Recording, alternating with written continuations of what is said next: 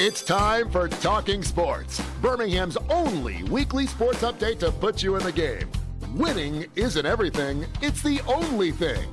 Now, here is your winning action host, Keefer, and the legend.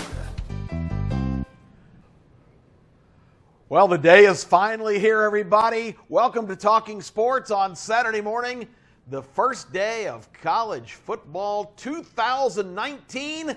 We got a couple of games tonight, but the only game around here that really is attracting any attention at all is the clash in Orlando, Florida. Kip Keefer, the legend, ready for college football. We got the legend. Calm down. I think we got him medicated and everything, but he's going to be getting excited as the day goes on. And legend, we couldn't have a better special guest in light of who's playing this evening. Well, you know, Kip, I heard that you was responsible for sending me to that doctor, and he gave me some meds to calm me down, ladies and gentlemen. I passed out last week after saying Auburn start 4-0, and now they put me on some medication, and I'm good. Oh, but who we got here with us today, ladies and gentlemen? It's Florida Week. We might not have another Florida Week all year, so this is Florida Week. I don't know and about we that. brought the man with us, the one, the only, you know him, Pelham Gator, ladies and gentlemen. Welcome, Pelham. Thank you, guys. Enjoyed coming here. Remember, the sky's blue, the sun is orange. It's always great to be a Florida Gator. We are coming back. Last year was awesome. This year is going to be even better. I can't wait to make the SEC championship game this year. Forget it, Georgia Poodles. You're not going to be there. This is the time. This is the Florida Gators with Mullinade down there. And, buddy, we got us a coach. We ain't got no McElwain no more, no Muschamp, Cookie Monster-looking guy. We have got a coach. Thank God we finally got one. And I think this year you might see us really perform on offense. Might be like the old fun and gun of Spurrier again, Urban Myers. We've got every weapon you can name. And I think our offense is going to be just terrific. Just got to get the line intact. You know, we got about 3 new players on the line, and then we got 2 regulars. So it's going to be an interesting with, our line. So if our line can hold, this Gator can unbelievably score. Well, we're going to get into the game here in our second segment. I want to spend this first one just letting you guys reminisce. So you guys have sparred for a lot of years. Legend, of course, have home field advantage here being an Alabama fan all these years. But you guys go back to the beginnings of sports talk radio in this market, and now are recognized even nationally through your ties with the Feinbaum Show. Talk about those early days, and for you, legend, again, being on Alabama turf, it was a popular place where you're coming from. This guy has been the anti-caller for a long time. He stood his ground. He's always represented the Gators. But a lot of people that modern fans might not realize, at one time the Florida-Alabama rivalry was intense with playoff possibilities and different games back and forth. Talk a little bit about that, your guys' reminiscence of those days. Well, I remember going down to Atlanta and watching Florida beat us when we were 12-0. That second year of Nick Saban, I remember it so well. I remember the hurt and thinking that, man, we got to overcome these Gators. Just like the Pistons had to overcome the Celtics. The Gators we were had the to standard. overcome. They were the standard at that time. But we stripped them the next year, and Tim Tebow broke down and cried on the sideline, Kip. Just wept. I remember Tim just wept. He just wept, and I just laughed and cheered. And we took over that dynasty and put an end to it, much like we have several dynasties, including the team he's playing this week, Kip, the U. We ended that dynasty, too. And I can't forget, the year before, you guys seem to forget, 2008, when Tebow was not even called a passer, and he ripped y'all. He scored down there with that winning drive, hitting every pass. Defensive backs were all over the receivers of ours, and his passes were pin perfect. And I said, man, that was unbelievable right there to win the 2008 SEC championship, because that just propelled us to win the national championship again. And then we come back and win 22 straight, with Tim Tebow after the Ole Miss loss. And I said, oh, God, here it is, 2009. Can we beat Saban 2 in a row? Can we do it? And unfortunately, I had to go through that loss and go back to work and realize Tim Tebow's picture was everywhere on my cubicles in my desk of him crying. And I said, Tim, it's all right to lose. Just don't do crying, because that crowd of Alabama will rip you There's up. no crying in football. No, please, Tim, don't cry, brother. I mean, it hurt bad enough to lose, but that made it worse, especially for me having to go back to work, because I have been one of the most obnoxious Gators. I mean, I can remember telling when I was in Atlanta and saying, oh, by the way, you rolled taters, I-20, it's a trail of tears all the way back to Tuscaloosa. And I enjoyed every moment going back until I lost in 2009. No, in the Georgia Dome the year Tim Tebow cried, I was next to a Gator fan that sat beside him, and he just couldn't believe it by the third quarter. Oh, we're coming back, we're coming back. He got up and left 5 minutes, come back, he said, we're coming back, we're coming back. He got up and left again, and that's okay, Dub. He ain't coming back. Much like the Florida Gators. Well, a lot of people have a lot of strong memories of the Tebow years and Urban Meyer, but even going back to the original SEC championship games right here at Legion Field, it was Florida and Alabama in the Spurrier year. 92. Well, I will say this right here. I'll declare it right now. I agree with my friend Pelham Gator. We go way back, great friends. It's what it's all about, ladies and gentlemen. We can hate each other on the football field, great friends off of it, take notes. But this is what I remember. I remember going back, I told a Georgia Bulldog fan, you don't have the DNA to win a national championship. The Florida Gators will win a national championship before Kirby Smart and the Georgia Bulldogs. Ouch. Smart man. Our friend Terry Fleegan just came through the screen. And they get all them 5 stars I hear like they I'm telling you. Georgia. We are going to talk about Florida and Miami, the kickoff game of the season when we come back. It's Kip and the Legend, our special guest, the Pelham Gator. I'm with Legends today, soaring with Eagles, having a great time. We'll be right back. Hey, welcome back, everybody. It's Talkin' Sports on ABC 3340, brought to you by Birmingham Greyhound Racing Legend. Gates are open today, a huge day up in upstate New York. Our friend Monty Ballard is there. I was supposed to be there, but they didn't decided that I wasn't up for a press credential. So New York, you're really missing out. But anyway, we're going to have all that action all day long at the track. Live racing, 2 o'clock, 7:15. It's the place to be. Yeah, Birmingham Racecourse popping, ladies and gentlemen. If you hadn't been there, get in your car, put some gas in it, get out there. It is worth the trip. It is the player's paradise. All right, so tonight, 6 o'clock, the Camping World Kickoff Classic. Orlando! At the Citrus Bowl in Orlando, neutral field. Of course, it's always good how the Gators finagle those neutral field games. It's like an hour from Gainesville. It's like a 4-hour drive from Miami. It's like the old Georgia-Florida series in the Gator Bowl. Yeah. That was real neutral. Anyway, probably a little bit better for Florida fans here, but it is a neutral field. It's going to be a great game. This is a rivalry that went on. They played something like 50 consecutive years up until 1987, and conference realignments and all that stuff kind of took away the series. The all-time series record, Miami is 29-26 against your Gators PG, and have won 7 out of the last 8 games. So the Gators got some payback going here.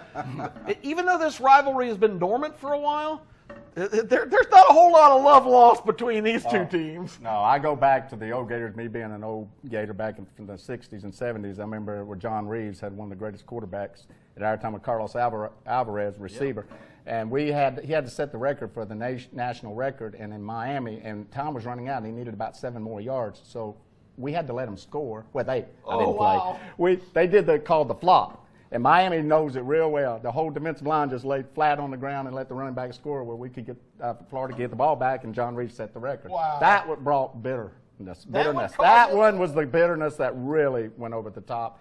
And, we have not fared well against them.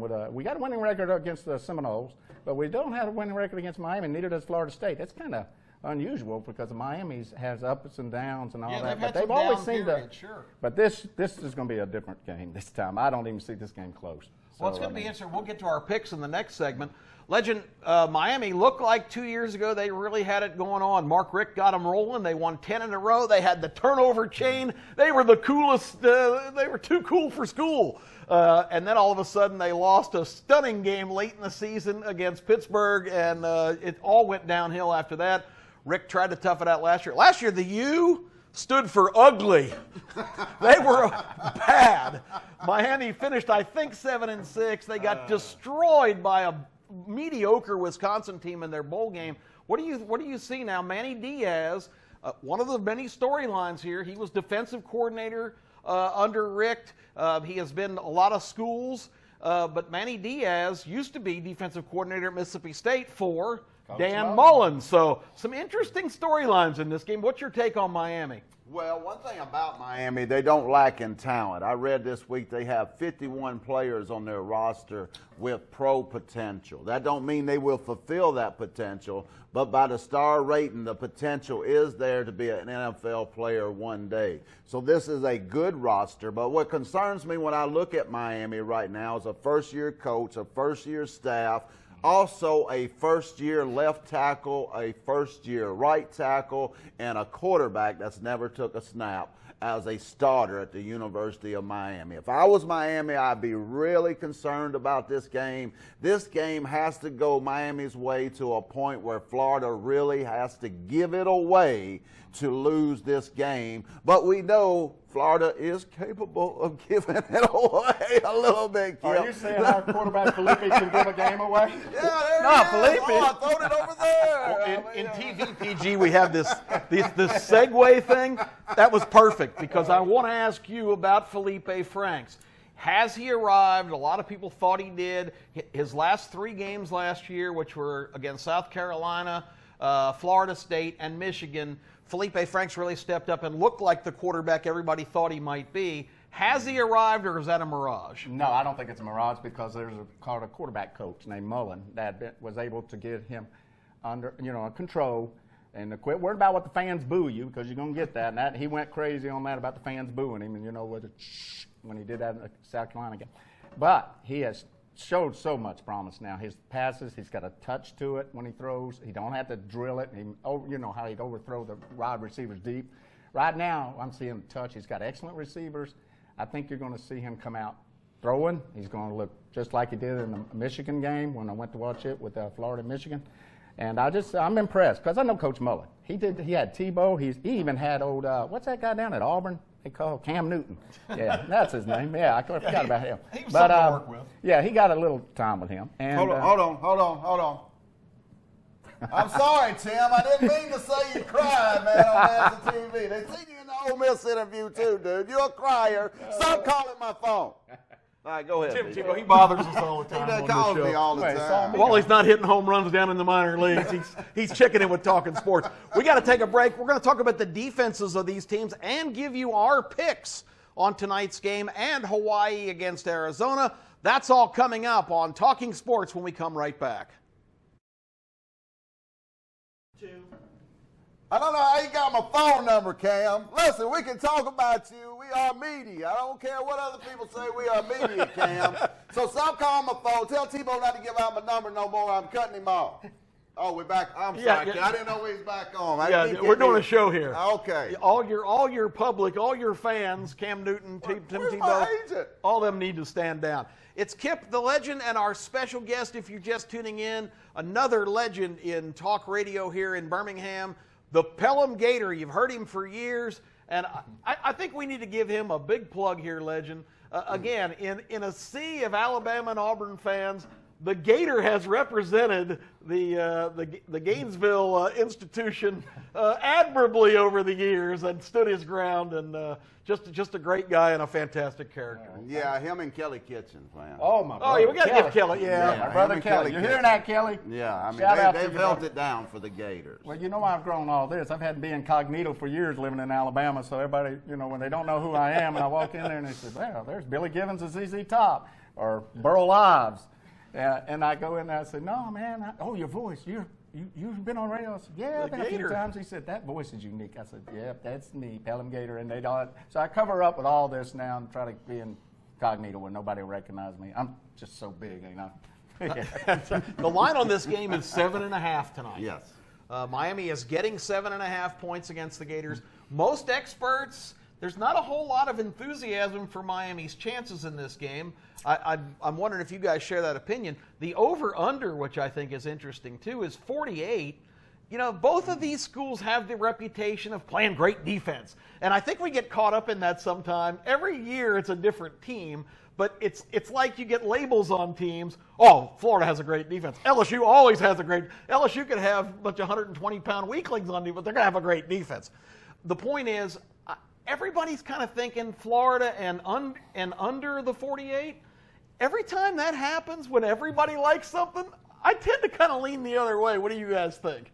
Well, I really like Florida in this game. As I mentioned earlier, two left tackle, a freshman, a right tackle that's a freshman. That spells doom against a real good SEC team. And this Florida team is a really good SEC team. I like Florida to win this game big. I think it goes over, as you said. When the public goes one way, go the other way. That's how Vegas is sparkly, because the public don't know how to bet football games. So, Gator, tell me about the Florida defense real quick, and then give us your pick on the game. Well, the defense is a little bit thin. We've had few suspensions I hear is going to be in this game, and we've got DBU. We've always been known as is kind of thin there, with some players that have left and some players that have not played up to par. So I'm looking at our secondary. We're going to have to worry a little bit about them, and then of course our front is going to be fine, and our linebackers are good. Offense. The only thing is, I'm really worried about is the offensive line. We got to watch, because they got a good defensive front, Miami. I want to see if they can make any push, and that's going to be interesting. I love to see us get the ball first too, because I want to see us move that ball down and score. Let us score first. We'll get all them butterflies out of us, and then if we start scoring, it could be a high-scoring game, but it could be under 48 with the totals. So you're giving the 7.5. You're going all the way with the Gators. Oh yes. If we don't beat them at 7.5, I'm going to be disappointed, especially with that line they got. Kip, that's a great question right there. If Florida falls on their face, which they have in the past, what will be the tone of the Florida Nation come Sunday morning? Lord, Gator Nation will not be happy. It will, because Gator Nation's been waiting for this year, and it just seems like with all the offense in place and everything, and the defense and the coaches, and with great Savage that does our O&M, I think we will. It'll just destroy our season. I hate to say it, but I cannot lose to a rivalry in state, the Miami Hurricanes. My goodness, I couldn't live with that. No wonder I live in Alabama if I lost that game. So maybe they'll move up here. Well, another big key, of course, when you mentioned earlier, legend James Williams, he's a redshirt freshman quarterback. Is he ready for prime time? That's another big key to the game. I've gone back and forth. Rivalry games, I always like to take points. I just think Florida has a lot more going for them in this game. So with a late score, I'm going to take the Gators here. Although the internal side pulls it. I love points early in the year. I love games next week with underdogs. I am going to go over the 48 and think that there's going to be some scoring in this game. And we'll find out how that goes. Real quick, winner steak dinner. I've got an NFL preseason for you tonight. This is the week in the NFL they actually play real players, the third week. Yes. This is the week that you're going to see about 3/4 of the regular guys. I like the New Orleans Saints. They're at the Jets. They're giving up 3 points there. That line started off with the Jets being a half-point favorite, and it went the other way. That always is an indicator in exhibition. And the other game is an afternoon game. You got to get on this early. It's the Vikings and the Arizona Cardinals. The Vikings are a 7.5-point favorite, which is pretty hefty in the preseason, but that tells me they're going to come out and pound the Redbirds this afternoon. That's my game. And real quick before we go to break, do you know we had history last night? The longest long shot in Las Vegas history in baseball.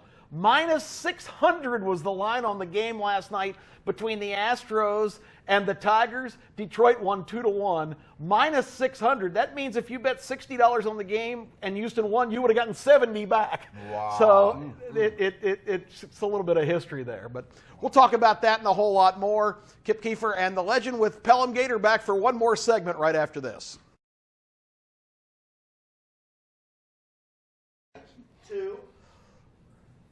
Hey, the legend just reminded me that game was Wednesday night. I was so excited to tell you about it that I was trying to stop drinking Wednesday. Told you. Well, I had no memory of last night. So, anyway, we're back here on the show. Kip and the legend and the Pelham Gator. We gave you our picks real quick. I know we probably haven't spent a lot of time analyzing them, but there is a second game. It's Arizona, the Wildcats. Kevin Sumlin's team out in Hawaii against the Rainbow Warriors. They've got a senior quarterback, Cole McDonald, coming back, who threw for a gazillion yards last year. 11 points is the line. What do you guys think? Gator, which way would you go? Well, I definitely got to go with Sumlin, and he's got to win this one. I mean, my gosh. I mean, he had a horrible season last year with Arizona, and I mean, if he starts out of the gate with a loss like this to Hawaii, oh, Lord, how long's his season going to be for? For sure. Yeah, I love parlaying Florida and Arizona here. These are two games these two teams should win and jump out. You know, I got Arizona winning this game 31-19. I think they will cover tonight. Great two-team parlay, winner, steak dinner. Take Florida, take Arizona, get that early roll. 6-0 last week, Kip. You didn't mention that. We were 6-0 right here last week. For sure. Document it, ladies and gentlemen. That's right. Well, I mean, it's just a given.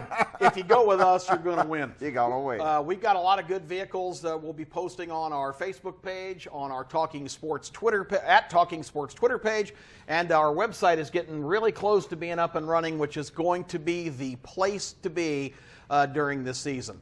Real quick, the Travers today at Saratoga. Tacitus, who's been one of the top 3-year-olds, is the favorite in post number 6.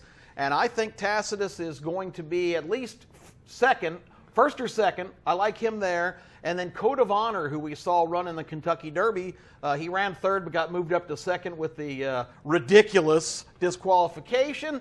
But Code of Honor is a real late guy. I like him 3rd and 4th. So in your superfectas, play Tacitus 1st and 2nd, play Code of Honor 3rd and 4th, and use my favorite horse, Legend. Love it. The All Horse. The All Horse. Because the All Horse PG never loses. Like Alabama.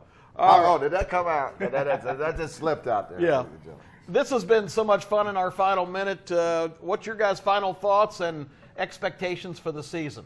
Give us about 20 seconds, PG. Oh, I tell you what, I am so glad it's here, the college football. I just got to have a great season because I live up here. I want to get back in the 90s when Spurrier owned Alabama and when Urban didn't own them, but at least beat Saban. I want to have them days again when it was fun to get on the radio and I wouldn't have to talk about girls' sports and all the, which I like too. Don't get me wrong, Florida's got some great sports. But I said, it's time for us to be back, and I expect to be happy Saturday. That's after Saturday night around 11, I expect to be a very happy Gator. Legend, any sleep at all this week, or are you going to be up 24/7? Me and David Legend up all week in the Bat Cave. You know, we getting ready for really next week. We just really They even wear the this uniforms week, and everything. You know, and we're going to have the paint over our eyes. And, before I go, PG, I just, where'd you get that haircut, man? Is them plugs? Is that some nice hair? Is that real? Ladies and gentlemen. And the Legend calling it. The real truth on Talking Sports. We've had a great time. Gator, can't thank you enough for being with us. Enjoyed being here. Looking forward to the Love you game too, tonight. Everybody tune in, 6 o'clock. It's on that ESPN station. We'll watch it and be with you next week with all kinds of winning information. For the Legend, for Pelham Gator, Kip Keefer, have a fantastic football Saturday.